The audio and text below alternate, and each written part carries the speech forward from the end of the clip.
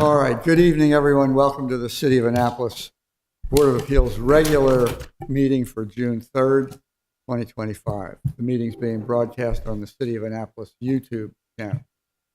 The agenda for tonight's meeting can be found on the City of Annapolis website.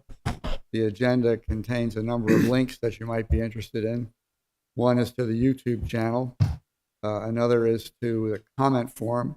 Anyone who wishes to file a comment, oral or written, relating to the cases before us tonight has to submit a comment form. And also a link to the city's database for information relating to the cases that you'll hear about tonight. Before we start, let me remind everyone that communications with the board about any case by anyone other than a party of the case must go through the comment form. All communications by parties to a case must go through board liaison Kim Consoli, to my right, in the Planning and Zoning Department. No one should contact any member of the board directly about any case. So we'll start with a roll call, if you would, Kim. Mr. Gallagher? Yes. Jen? Present. Mr. Body? Present. Mr. Hector? Present. Mr. Grant? Present. Mr. Ramsden, welcome for your first meeting as a voting member of the board. Happy to have you. He was on last week, but that's 2 weeks. Oh, right. You, all right. Sorry. There was no vote. I completely forgot about that meeting. Oh, The goal of every good public meeting could be forgotten. Have the members of the board had a chance to review the agenda? Are there any corrections or additions? Move to accept. Second. All in favor? Aye. Aye. Thank you. And minutes. I know we have minutes from the meeting that I forgot about, May 21st, 2025. Are there any others that we need approval? March the 4th. Are there any corrections or additions to either of those draft minutes? move to approve the minutes. Second. All in favor? Aye. Thank you. So our first piece of actual business tonight is a variance application number 2025-00002. It's a variance to the city code section for disturbance of 86 square feet of steep slope buffer for the construction of a rear addition and a garage to the existing house and to a retaining wall for a driveway extension at 135 Spa View Avenue. This is a critical area of variance. I'll just disclose to everyone that this property is a block up the street from on my street. Embarrassed to say I don't know these good folks either, but so there's no reason that I shouldn't continue with the case.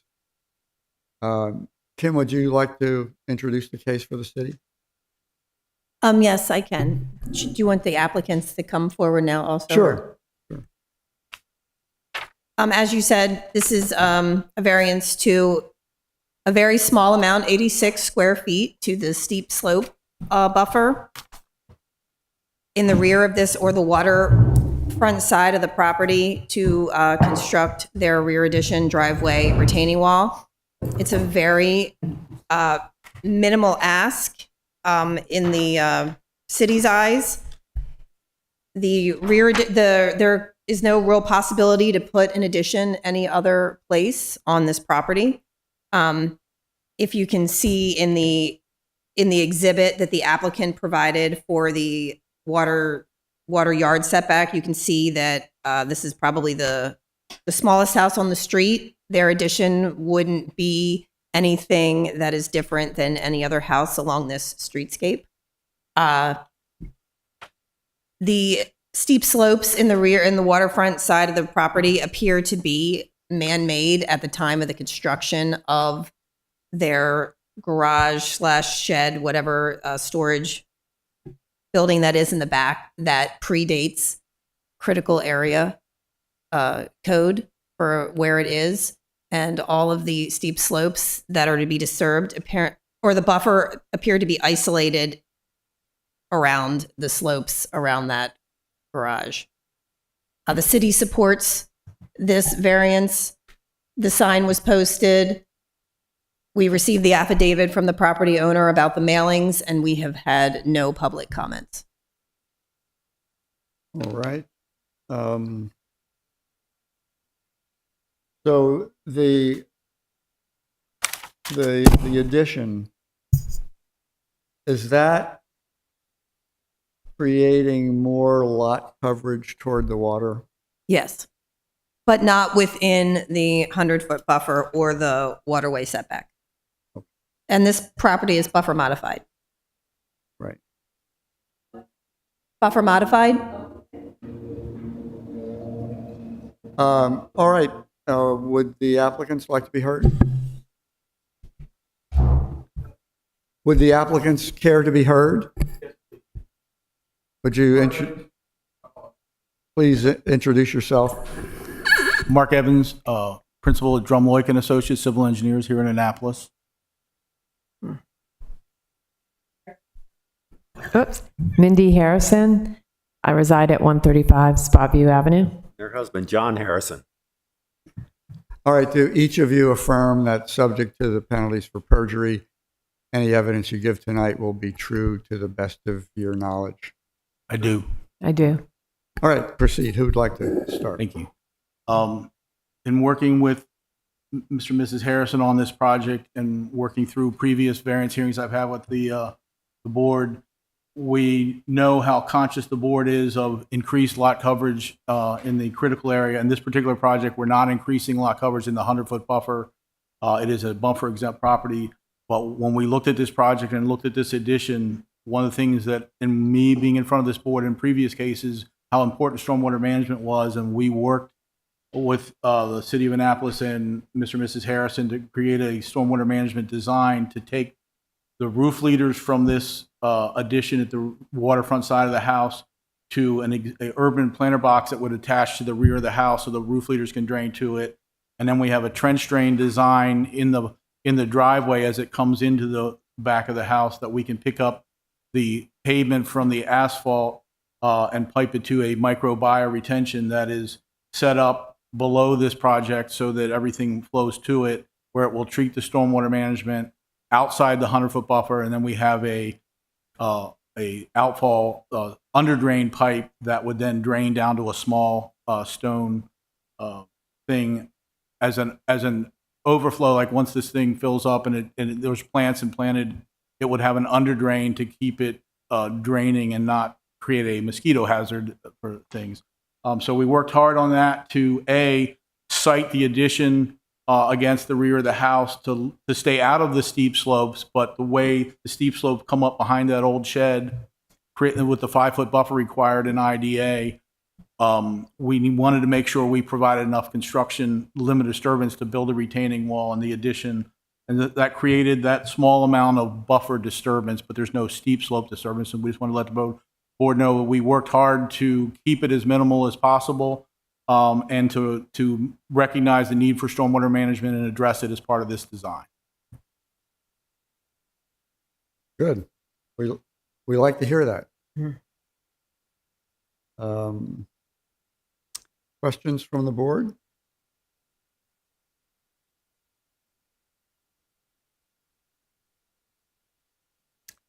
All right. This might take a little longer than I would have expected. We've got a new issue that we want to deal with here. In the past, in applications for variances from the critical area, I think the Planning and Zoning Department has addressed the conditions laid out in 2154, I think it's 160, that you've addressed in your application. In a recent case that involved a critical area variance, the applicants and the city and the objectors all agreed that in variances from the critical area, the applicant also needs to show satisfaction of the criteria for variances under 2128, the general variance review. So rather than, and the recommendation from planning and zoning really only addressed the critical area standard. So rather than send you back to do that again, let's see if we can cover those requirements while everyone's here. So the first one, the hardship, that's pretty much the same. You've already covered that. The next one is the uniqueness. That Mr. Evans would like to tell us what's unique about this lot or structure that requires this variance. The structure is an older, I apologize, it was built in 1925, yeah. 25. Yeah. In the city, and it's built, it's in the critical area, it's in the IDA, and it's built up close to the road, and we went through the computations for average setback to make sure what we were doing wasn't creating any issues there, so we didn't need any variances there. It's a very small structure, and working with Mindy and her husband on this project and the size of it, and this is their forever home. They want to stay here. They were trying to work through with their architect what improvements they could make to the home that could give them a little more living space. And it was such a tiny footprint when you see the other houses in the area and the size of them, what they could do to improve this without making I'm going to use a bad term, McMansion on a project. So we worked with the architect in that way to try and give them a garage that a lot of the neighbors have, but they don't have how to fit that garage in, which created a unique situation with how little room there is on the right side of the house if you're facing the road. That we worked with the architect and came up with the design to swing around the back with that garage and stay off the slopes in the meantime, because the pocket of steep slopes where the shed is kind of limited. We're way off the 100-foot buffer. We're not in the 100-foot buffer with the house or the addition, but we needed enough space to accommodate their needs. And in going this way seemed the right thing to do. And Mindy, I don't know if you want to elaborate on that, but that's what created the uniqueness of this situation, was the smallness of the house and the limits of what we could do on the sides to try and get them a little bit more square footage, and also kind of accommodate them from a garage standpoint. Does the city agree that the uniqueness requirement is satisfied? Yeah, absolutely. The next one that's different, that's not covered by the critical area criteria, is that the purpose of the variance is not based exclusively on a desire to increase financial gain.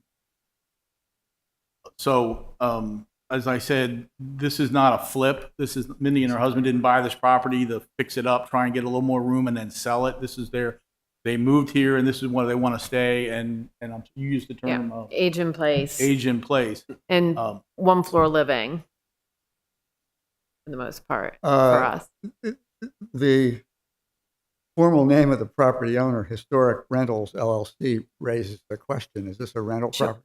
Yeah, I can speak to that. So my husband's a retired contractor, and I was in the property management business for years. And when we met, we renovated and rented out some houses in the DC metro area. So that's, we're both retired. We do own some homes in the DC metro. But we were looking for a retirement place. For years, we were spending time in Edgewater, and we wanted to get closer to town where there's more culture and walking town and on the water. Does the city agree that not exclusively for financial gain? Yes, and I did also ask them about the historic rentals, your same concern. All right. Another criteria we have to deal with is the granting of the variance will not be detrimental to the public welfare, injurious to other property or improvements in the neighborhood in which the property is located. Is that the case? Yes, sir. And this property currently, as a lot of the properties, as I'm sure you all are familiar and you've reminded me, did not have stormwater management in its existing condition when it was built and through the years. And by this design, we've kept it tight. We've kept the LOD type to stay out of the slopes. We needed a little bit of room from a construction standpoint to disturb the slope buffers. And then we went through the stormwater management design manual to see what we could do here to manage this water, which isn't being managed now, to protect the shoreline and the river for what we're increasing on this property. And we feel like we've covered that. And I note you're also creating some off-street parking that wasn't there before. Is that right? With a garage? We're creating what? Off-street parking? Yes. Yes. Yeah. Correct. The city agree? Yes. The variance will not impair an adequate supply of light and air to adjacent properties, increase congestion of the streets, increase the danger of fire, endanger public safety, or alter the essential character of the neighborhood. And as you just mentioned, the off-street parking pulls cars off of the road to the property itself. This is modern architectural design that will go through the city of Annapolis building permit process to make sure all the design and the foundations and footings all meet the city's requirement. We've kept it simple but compact to not impact the neighbors, both who have large houses and retaining walls and fences on their property. And we're trying to keep it tight and simple, but not impact the neighbor. City agree? Yes, we do. Mr. Chair, can I just ask, Yeah. so the garage is 2 stories? No. It's a single-story garage with a Yeah. Like an attic area kind of Yeah, thing? it's a 2-car garage, and above it is a master suite. The house currently doesn't have a master suite, so Yeah. we're looking to have a master bathroom and bedroom. Thank you. And finally, the minimum necessary. In working with Mr. and Mrs. Harrison on this design, we felt like this was a pretty tight design. We didn't try and push the limits to go into the slopes and try and get a bigger addition, a bigger house. The addition and the garage itself is a pretty small. I mean, when you look at it from an aerial view, the house was so small compared to the neighboring houses. So the addition is about the same size as the house for that master suite, but half of it is garage, so it's not. We feel like it was the minimum necessary for their needs as they age in place without making it grandiose. City agree? We agree with that. I mean, this addition does a really good job of trying to stay out of most of the issues other than those minor buffers to the steep slope around that shed. Right, I think that answers all my questions. Any members of the board have any other questions? Are we ready to deliberate? You want to take this one first? Sure. Yeah. I mean, I think based on the analysis done by the staff and what we've heard from the applicants, the staff report clearly demonstrates and summarizes the basis for finding the conditions of Title 21, Chapter 54 have been satisfied. And I think we've heard enough tonight to satisfy me in any way that the conditions of 21, 28, 50 have been satisfied. So without deciding tonight whether they've got to satisfy both, my preference would be to make a motion to approve the variance with the finding that they have satisfied both if both are necessary. And that'll give the city and counsel for the board a chance to worry about this issue some more before it comes up the next. I would agree, and for the purpose of leaving no doubt, each of the requirements have been thoroughly. Hardship, the board has a strong preference to acknowledge that properties that were built in the city back in the 20s, 30s, and 40s all have a special set of zoning considerations that were not considered in the current code. Uniqueness, this is one that has never found a solid footing in this chamber. Every single property is unique. We tend to look at it as, is it unique within the limits of the boundaries of the area that the work is taking place, within eye shot, within the zoning block? And the answer is, it's unique enough to qualify, right? The house is set differently on the lot line. It's slope. It's exactly unlike every other property, right? It's similar and yet exactly different, right? Yeah. So the uniqueness is required. And then I find the testimony also provided by staff and the applicant require all the other requirements satisfied.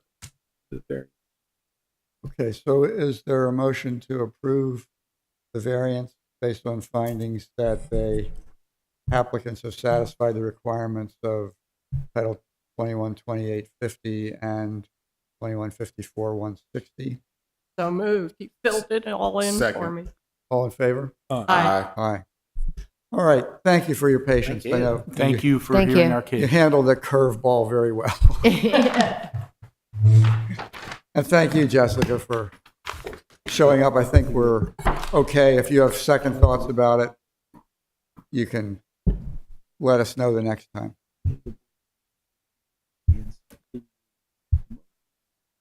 Let's see, where does that leave us? Oh, thank you. Was that you?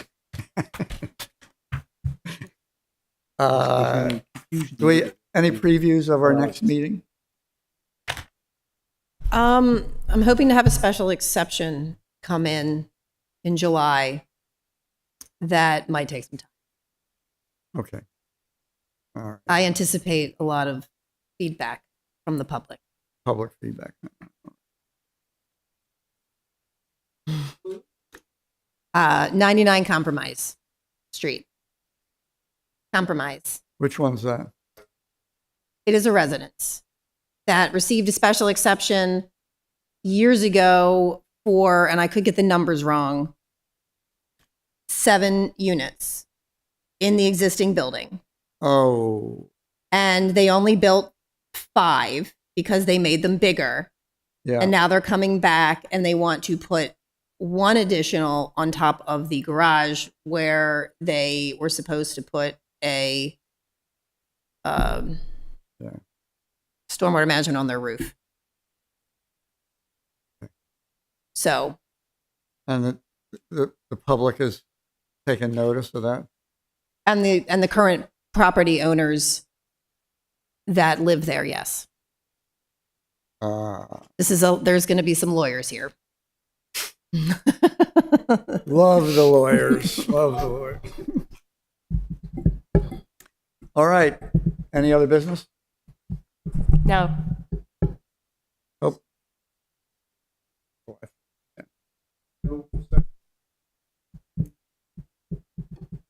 We don't need a second June meeting. No, we don't have anything that would be ready for a second June meeting. Well, I hope we'll see all of you, including Kim and Cheryl and Jessica, on the 18th. We're getting together, Kim? The 18th, is that right? Yeah. They're the best. They're the best. Is there a motion? Is there a second? Second. All in favor? Aye. Thank you all very much.